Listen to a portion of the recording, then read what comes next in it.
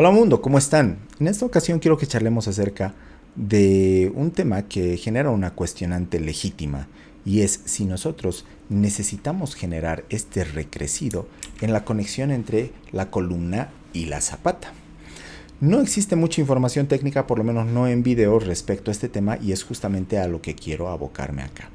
Cuando nosotros hacemos el diseño estructural o cuando nosotros vamos a construir una edificación, generalmente vemos este tipo de conexión entre zapata y columna, donde no existe ningún recrecido en el momento en el que nosotros intentamos conectar la columna con la zapata.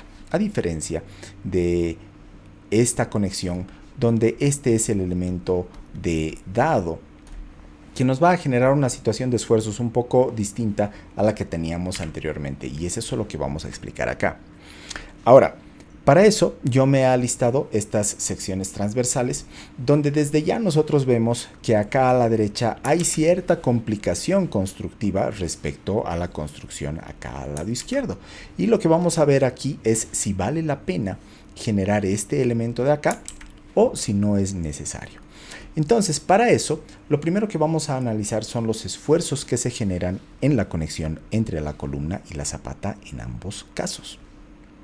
Vamos entonces primero al análisis a flexión. Generalmente cuando nosotros hacemos el diseño de una zapata tenemos que preocuparnos, digamos, por dos tipos de solicitaciones. Las solicitaciones a flexión y las solicitaciones a cortante entre el elemento de columna y el elemento de zapata. Entonces ahora primero vamos a hacer el análisis a flexión.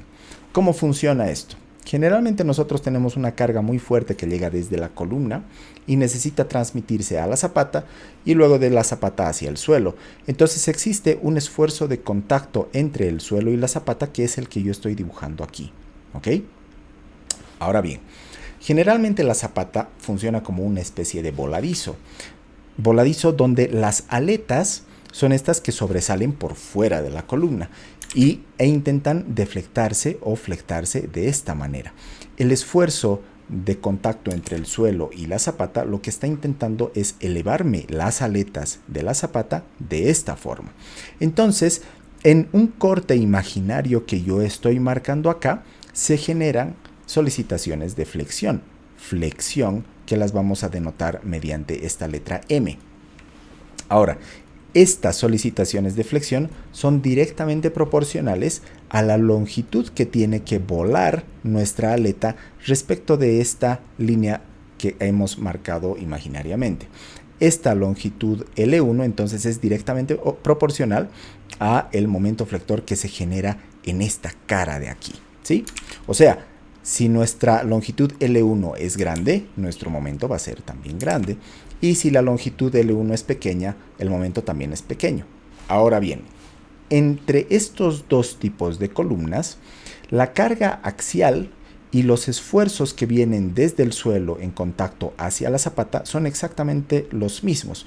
O sea que la dimensión de la base acá, en esta zapata de la izquierda, y la dimensión de la base a la derecha son exactamente iguales. ¿Qué cambia? Cambia esta longitud L1. Acá a la derecha nosotros tenemos una longitud que la vamos a llamar L2, que es más pequeña que L1. Y que habíamos dicho que el momento flector es directamente proporcional a la longitud que se vuela. Por tanto, el momento que se genera esta vez en esta cara, donde nosotros tenemos el contacto, digamos, entre la columna que ha recrecido, que ha formado el dado y la zapata, en esta línea nosotros tenemos un momento flector que lo vamos a llamar M2 y lo voy a dibujar más chiquito. Si este es M1 el de la izquierda, M2 el de la derecha, porque obviamente es más pequeño. ¿Por qué es más pequeño? Porque esta longitud 2 es también más pequeña. Ahora, ¿cuánto nosotros vamos a recrecer acá? Generalmente el recrecido es de unos 10 centímetros. Por tanto, esta longitud no es considerablemente más pequeña que la anterior.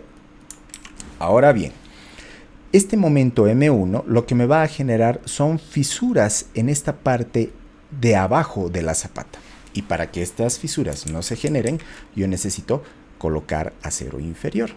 Como el momento M1 acá es grande, el acero que yo tengo que colocar teóricamente acá también va a ser grande. Y como el momento M2 acá es pequeño, el acero que yo voy a tener que colocar acá abajo también va a ser pequeño. Ahora tenemos que también tomar en cuenta lo siguiente.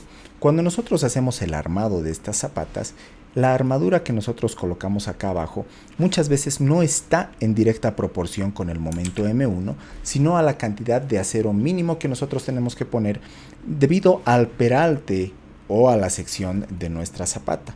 Entonces no existe un ahorro muy significativo en el armado de la parrilla entre estas dos alternativas que estamos comparando. ¿Ok? Ahí va entonces el análisis a flexión, donde como conclusión podríamos decir que se generan momentos más pequeños o más benignos en el lado derecho, pero que eso no va a repercutir tan directamente sobre la cantidad de acero que nosotros vayamos a poner en nuestra zapata. Sobre lo que sí podría repercutir es más sobre el peralte de la zapata, porque al ser el voladizo más cortito acá a la derecha, nosotros también vamos a necesitar menos altura para absorber todos los esfuerzos que se generan producto del momento flector. ¿Ok? Bien, vámonos ahora a un análisis de los esfuerzos por cortante. Cuando nosotros analizamos por cortante, tenemos que hacer un análisis más que nada por punzonamiento, se llama, que es una transferencia de esfuerzos entre la columna, que viene con una carga muy fuerte desde acá, hacia la zapata.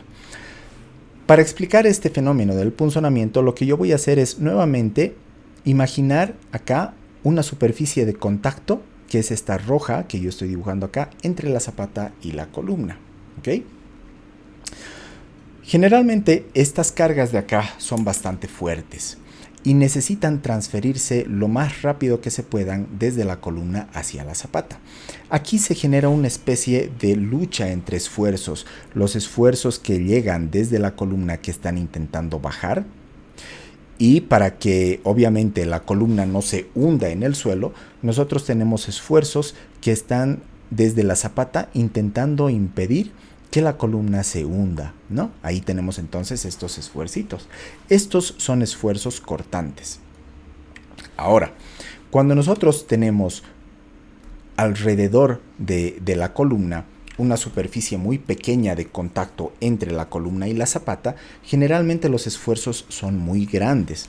Imaginen ustedes que yo necesito, aquí yo tengo un palito para rascarme la espalda, y yo necesito agarrar este palito de su sección más pequeña.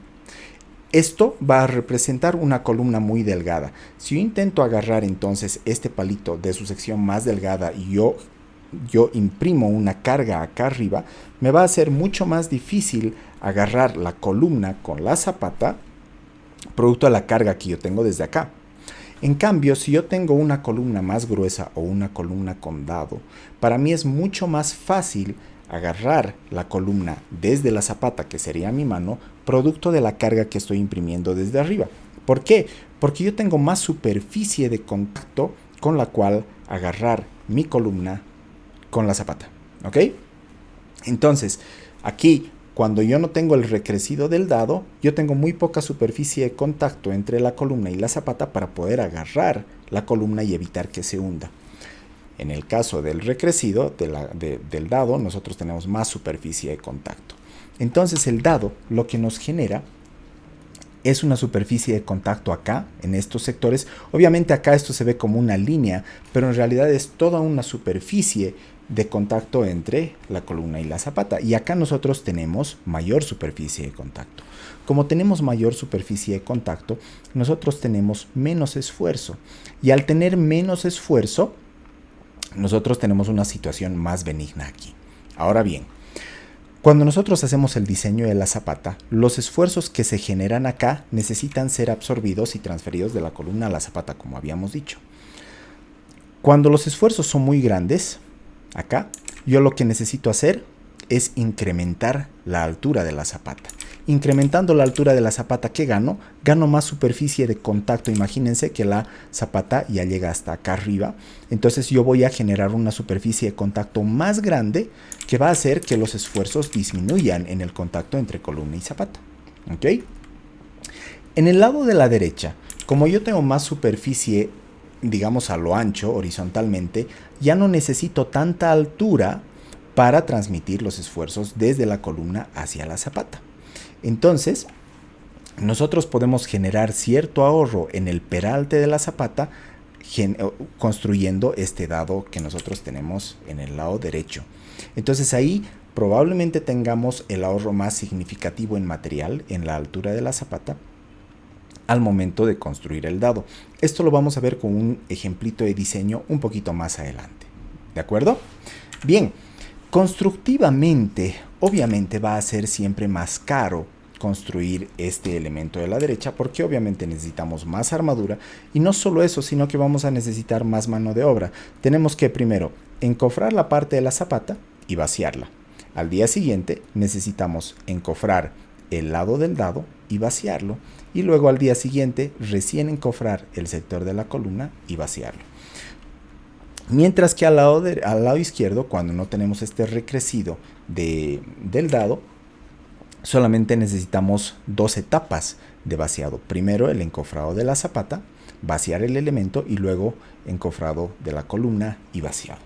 Por tanto, constructivamente el elemento de la derecha va a ser más caro de construir, aunque podríamos amortizar un poco ese incremento de costo con el ahorro de concreto que nosotros vamos a tener acá. Sin embargo, no es mucho ese ahorro. ¿Ok?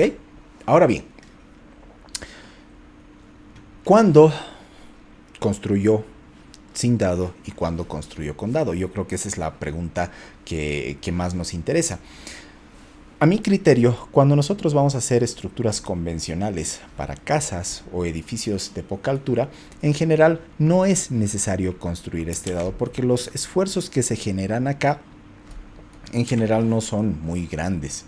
Mientras que cuando nosotros tenemos zapatas muy extensas horizontalmente, cuando esta dimensión es tremendamente grande, obviamente nosotros vamos a generar esfuerzos muy fuertes en la conexión entre la columna y la zapata, y ahí vamos a necesitar de la ayuda de este recrecido, que si se dan cuenta se parece mucho a las zapatas escalonadas que nosotros diseñamos en algunas situaciones, que obviamente van a ser más caras también por la cantidad de encofrado que requieren, pero una zapata escalonada de este tipo lo que hace es transmitir los esfuerzos mucho más eficientemente desde la columna hacia la zapata, y generalmente estas soluciones de zapatas escalonadas se adoptan cuando nosotros tenemos zapatas ya de gran dimensión, ¿no?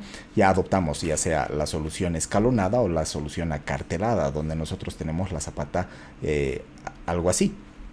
Las dos soluciones en concepto son muy similares, pero para estructuras convencionales, como les había dicho, de casas de 2 pisos o de edificios de pocos niveles, yo creo que esta solución es más adecuada porque obviamente es más económica. Ahora bien, no quiero que solamente nos quedemos en la teoría, sino que vamos a hacer un ejercicio que nos va a ayudar a entender un poquito mejor el concepto. Cuando nosotros estemos en mi página, vamos a irnos a diseñar una zapatita en este momento. Nos vamos acá a la sección de hormigón armado. Y dentro de la sección de hormigón armado nos vamos a fundaciones, desplegamos este menú.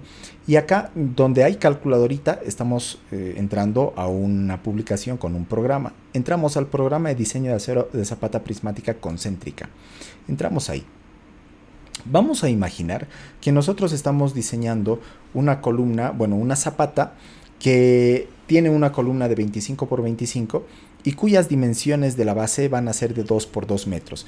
Las dimensiones de la columna se dan a partir de la carga que llega de la superestructura, y las dimensiones de la zapata se dan por la resistencia generalmente que existe en el suelo en ese sector.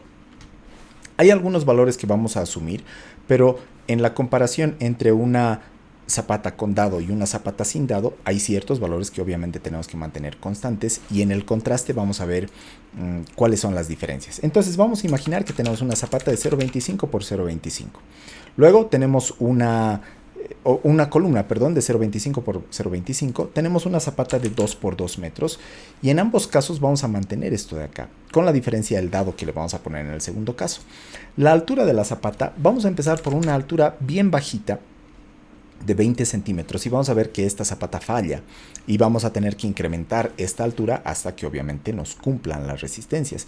El recubrimiento en zapatas va a ser de 7 centímetros, es lo mínimo que nos pide la norma, y vamos a nosotros poner acá una carga axial de digamos 740 kilonewtons que ya he verificado que son resistidos por la columna de 25 por 25. Entonces tenemos una carga de 740, resistencias de hormigón de 20 y de 410 para el acero típicas, y acá vamos a colocar acero de 12 milímetros, que es el acero con el que se va a diseñar nuestra zapata. Estamos poniendo solamente el diámetro y ya el programa nos va a decir cuántas barras necesitamos. Cuando nosotros hacemos entonces un diseño, como les decía, la dimensión de la base viene dada por la resistencia del suelo. La carga viene dada por lo que tenemos en la superestructura y bueno, tenemos acá la sección de la columna. Ahora bien, cuando nosotros hacemos el cálculo de nuestras dimensiones, nos dice que la zapata falla por corte. ¿Por qué está fallando por corte? Justamente por esta explicación que nosotros teníamos acá, donde la superficie de corte es muy pequeña, ¿no? Esta superficie de corte entre la columna y la zapata es muy pequeña. Entonces, ¿qué tenemos que hacer en este caso, el diseño de una zapata sin dado? Lo que tenemos que hacer es ir incrementando la altura de la zapata. Aquí vamos a ponerle, entonces, en vez de 0,2, que es ridículamente bajita, ¿no? La altura de una zapata de 2 metros por 2 metros no va a tener una altura de 20 centímetros, por eso está fallando. Vamos a incrementar a 0.3 y cuando calculamos todavía nos dice que la zapata falla.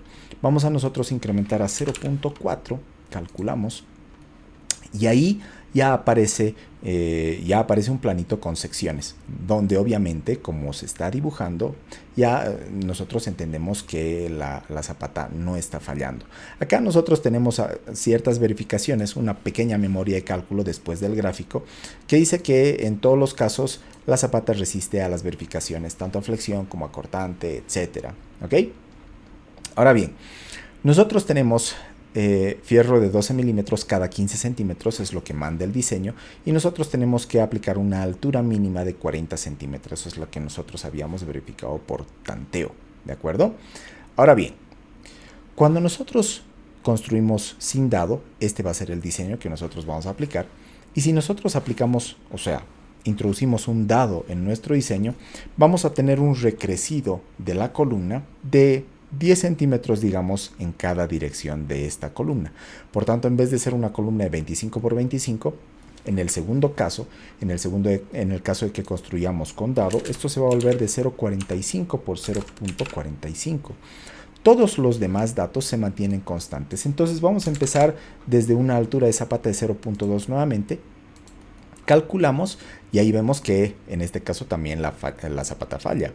Vamos a incrementar la altura de nuestra zapata a 0.3, calculamos y si se dan cuenta, para una altura de 0.3 de zapata, nosotros ya tenemos un diseño que verifica a todas las resistencias. Ya resiste, ya resiste, ya resiste.